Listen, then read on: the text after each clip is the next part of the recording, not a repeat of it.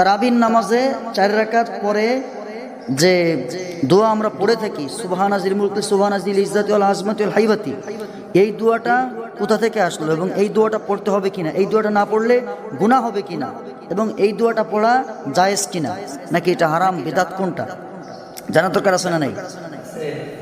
তারাবির নামাজে আমরা 4 রাকাত পর পর একটা বিশ্রাম নেই কিনা, রেস্ট নেই, এটা হচ্ছে মুস্তাহাব। রাসূল সাল্লাল্লাহু আলাইহি ওয়াসাল্লাম বলছেন তোমরা একটু মানে বিরতি দিয়ে দিয়ে নামাজ পড়ো, যাতে করে তোমাদের কষ্ট না হয়, পিছনে যারা মুসল্লি থাকে ওনাদের কষ্ট না হয়।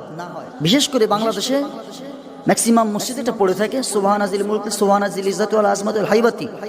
এই দোয়াটা না পড়লে গুনাহ হবে কিনা বা এই দোয়াটা পড়তে হবে কিনা, এই দোয়াটা পড়া কি, এটা আমাদের একটা জানার বিষয়। যারা বলেন ঠিক কিনা? আসল কথা কি জানেন?